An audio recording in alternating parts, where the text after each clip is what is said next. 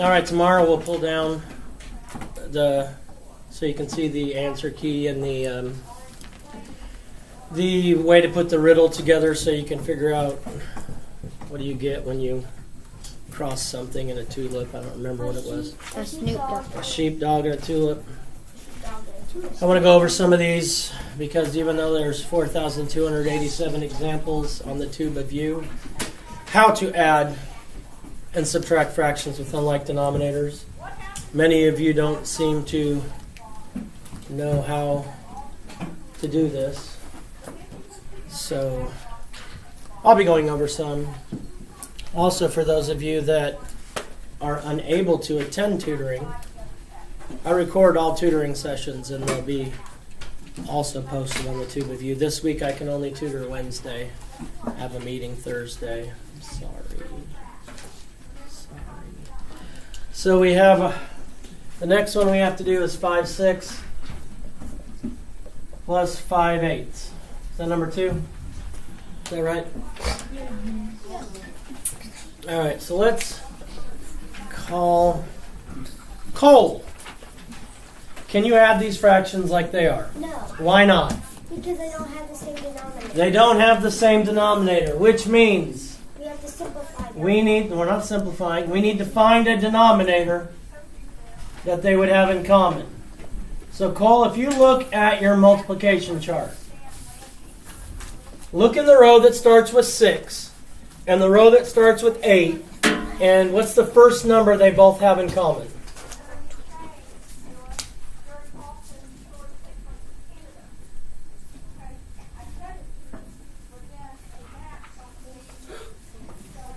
Shh, put your hands down. Cole's helping me with this problem.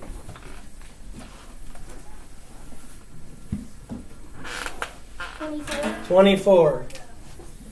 Now the beauty of this is you really don't even have to do any math if you have a multiplication chart. Most of these you can find the common denominator in your multiplication chart. Excellent question. Austin wants to know, what if you do a test that you're not allowed to use a multiplication chart? Make one beforehand, Austin. Just make one. It's easy. Don't worry about it. You can do it. All right, so Cole, I need to multiply by a fraction that equals 1. How do I tell if a fraction equals 1? They both have the same denominator and numerator. Good. The numerator and denominator equals the same. Now, before we figure out what that fraction that equals 1 is 5 6 more than a half, or less than a half, or equal to a half? More than a half. More than a half. 5 8, is that more than a half also? So since this is more than a half, and this is more than a half, my answer is going to be more than 1. My answer is going to be more than 1. So if you did this and you got just a fraction and not a whole number and a fraction, then we've made a mistake somewhere. Cole, what do I multiply by 5 6 so that I have a denominator of 24? 4. 4. So I multiply by 4 fourths, because 4 fourths equals 1. If we multiply by a number by 1, we're not changing the value. We're just changing the way it's written. It's like giving me 10 dimes and I give you a dollar bill. Still work the same. All right, so Cole, what do we multiply by 5 8 to give me 24? 3/3. Most excellent, Cole. All right, so what's my numerator here, Cole? 5 times 4 is? 5 times 20. My numerator here, 5 times 3 is? 15. 15. This is an addition problem. I always like to bring that sign over, because oftentimes if you don't bring the sign over, you're going to do the wrong operation. So I always like to bring it over just to make sure I'm doing the right thing. Cole, 20 24ths plus 15 24ths is? 35. 35 24ths. Now, Cole, is 35 24ths less than, greater than, or equal to 1? Less than. Okay? So if I cut your pizza into 24 slices and you ate 35 of them, you ate less than a pizza. Oh, wait, no. No. So it's more than one. More than one. Now, in order to change from an improper fraction to a mixed number, you have notes in your journal. The notes in your journal said you divide your denominator by your numerator. Your denominator by your numerator. So 35 divided by 24. Some people like to say the top dog gets the house. That if you put the top one goes inside the house. I just like to say it like big people do and not like little youngins do, Hayden.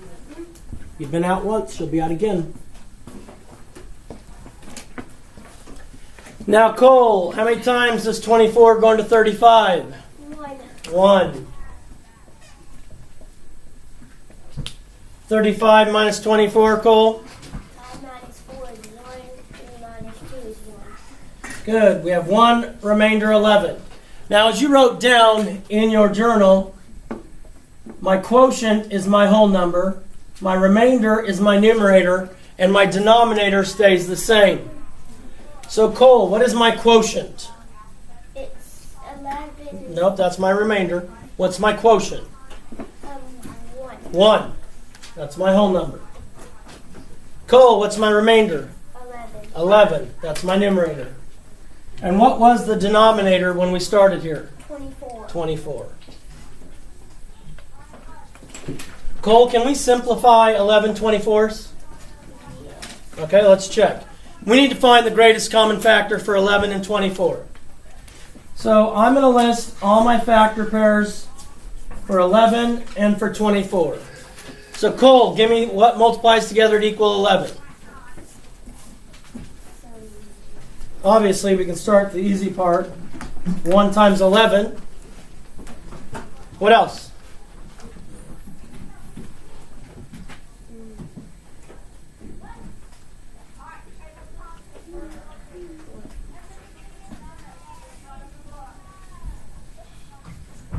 Is 11 prime or composite? It's prime. So all we have are 1 and itself. 24. Start with the easy. 1 and 24. It ends in an even number, so I know 2 times something is going to equal 24. Cole, 2 times what? 2 times what equals 24? 14. No, that's 28. It's on your multiplication chart.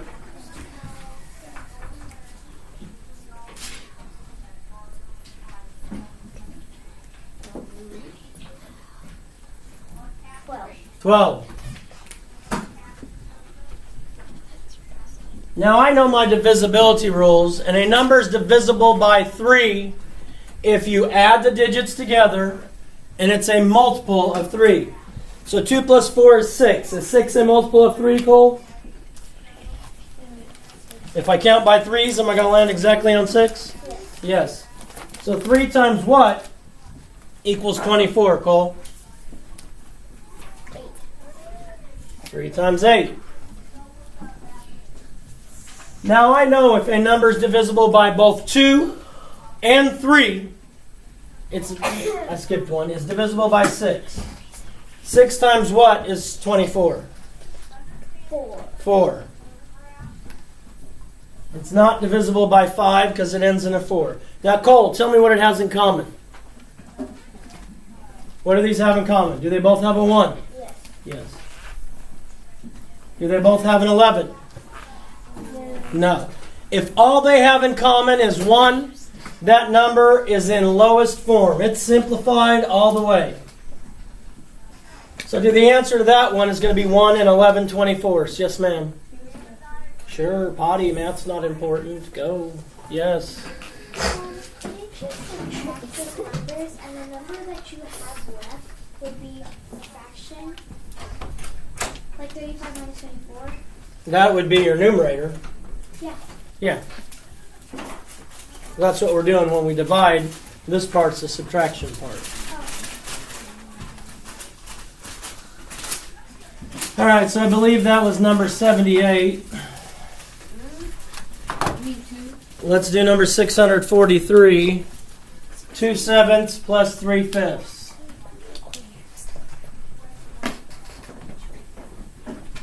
Brooklyn. Can I add those two fractions the way they're currently written? No. Why not, Brooklyn? Because the denominators are different. The denominators are different. I cannot add or subtract if the denominators are not the same. So, Brooklyn, I need to multiply this fraction by 1 and this fraction by 1 to get... Mr. McMurdo? Yes, ma'am. I need Maya Whittington for early dismissal, please. All right, she's on her way. Thank you. Need to multiply each one of these fractions by 1 to get a common denominator. What's my common denominator? 35. 35. And again, Austin, if you went on your multiplication chart and you looked at the 5 row and the 7 row and went over, you're going to find 35 is the first number that appears in both. So, Brooklyn, 7 times what equals 35? 5. 5. So if I make this 5/5, what's my numerator? 10. 10. Awesome. Brooklyn, 5 times what is 35? 7. 7/7. I want to multiply by 7/7. Okay, my numerator is 21. 21. Hayden, will you please move over and sit in this back row over here? Thank you. All right, Brooklyn. It's an addition problem. I always like to bring that sign over. Don't want to make silly mistakes. Brooklyn, 10 35ths plus 21 35ths equals? 31 35ths. 31 35ths. Brooklyn, is this fraction less than, greater than, or equal to 1? Less than. Less than 1. If you had a pizza cut into 35 pieces and you ate 31 of them, then you'd eat less than 1. But you'd be fat. Unless it was a little tiny piece of pizza. All right, so Brooklyn, can I simplify this fraction? Not sure, huh? All right, well, let's check. Let's check. Let's take, we want to find the greatest common factor. Let's check for 31 and 35. All right, so Brooklyn, we obviously know 1 times 31 equals 31. You need to potty? Yes, because water's important for you to live, evidently. All right, anything else that multiplies together to equal 31 you can think of, Brooklyn? Nope. No. 2 doesn't go into it because it's not an even number. 3 doesn't go into it because the sum of the digits is 4. 4 doesn't. 5 doesn't. 6 doesn't. 7, 8, 9, none of them do. So that's what kind of number? Prime or composite? If it only has 2, 1 in itself, that makes it a prime number. Good, let's look at 35. Start with the obvious. 1 and 35. Does 2 go into 35 evenly? No. No, because it doesn't end in an even number. Does 3 go into 35 evenly? Yeah. No. No, because the sum of the digits, 3 plus 5 is 8, and 8 is not a multiple of 3. 4 going to 35? No. No. 5 going to 35? Yes. Yes. How many times? 7. 7. What do they have in common, Brooklyn? 1. Just a 1. And if the greatest common factor is 1, this fraction is already in lowest terms. It's already in lowest terms. Now, grading that paper that I saw, there were some struggles with adding and subtracting fractions with unlike denominators. And I'll tell you right now, go ahead, Brinley. I'll tell you right now that yes, it requires some work. It requires some steps. It isn't just something that you go, bam, 31/35 in your head. This requires you to do some work. That's where it catches you guys. Not because you don't know how to do it, not because you don't know what to do, but because you don't want to or you're not willing to go through the efforts to get them right. Tamara? Can I go to the bathroom? Of course, math's not important. Go potty.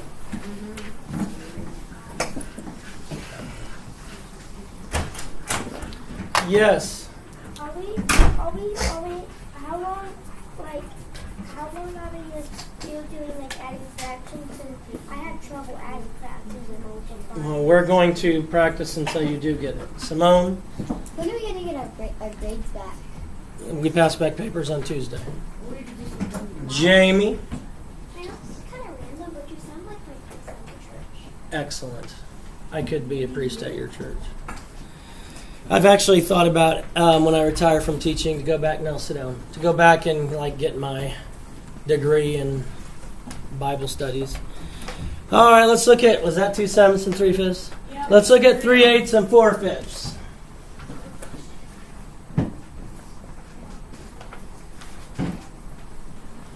Three eighths plus 4/5. Harrison.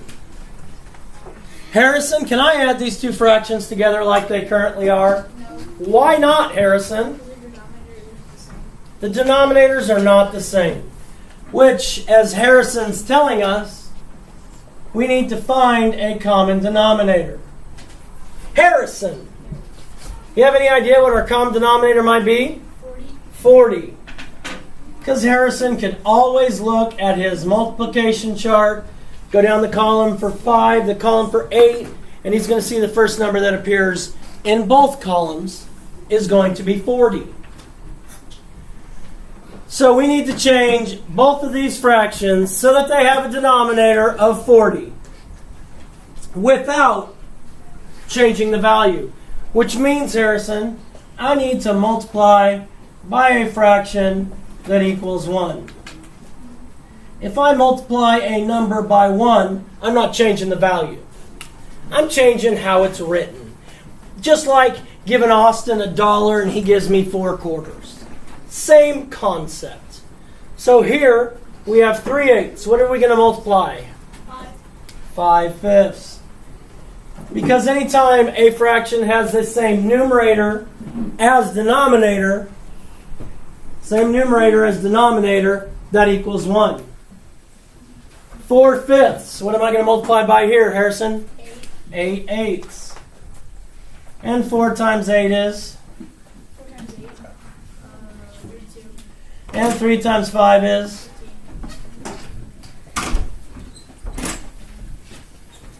We have 15 plus 32. Is what?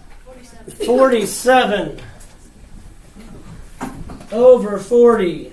Harrison, is that fraction less than, greater than, or equal to 1? Greater than. Because the numerator is bigger than the denominator, it makes that fraction greater than 1. Which means it's an improper fraction. And to change an improper fraction to a mixed number, we divide, the numerator is divided by the denominator. Or top dog gets the house. The numerator goes inside. Harrison, how many times is 40 going to 47? 1 time. And we subtract and we get 7. 1 remainder 7. Harrison, what is my mixed number? 1 and 7/40. Good. 1 and 7/40. And Harrison, can you simplify this? No. If you can't, the only things that go into 7 are 1 and 7. And 7 doesn't go into 40. So boom. Shakalaka. This can't be simplified. Cole. How do you know when you have to divide? If the numerator is bigger than the denominator. Okay? Questions on any of these problems? On the problems. Hayden? I was wondering if I could do the next one. Well, I think I'm going to put the problems back up because not everybody wrote them down. And by the time you walk into my room tomorrow, I would like them done so we can go over the second part and we can solve the riddle of the whole sheepdog and the tulip. Because I'm really anxious to see what happens when you cross a sheepdog with a tulip. I'm anxious. I think it's you get a turtle. A turtle? I might be wrong. I don't know. Now, if you're still struggling when you're working on adding and subtracting fractions with unlike denominators, go to my Tube of You channel. There are many, many examples. Wednesday's tutorials, I'll do all adding and subtracting fractions. I'll record it, and I'll put it on the Tube of You so you can watch it. We'll do some more tomorrow.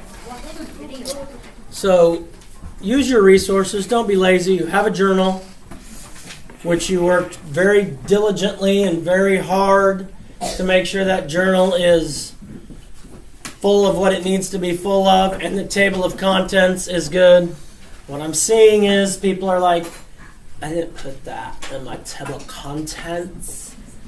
It's so much more difficult to write words in the table of contents. And I can easily find things just by looking at each and every single page, because that's so much faster than just looking at my table of contents. Thank you for participating.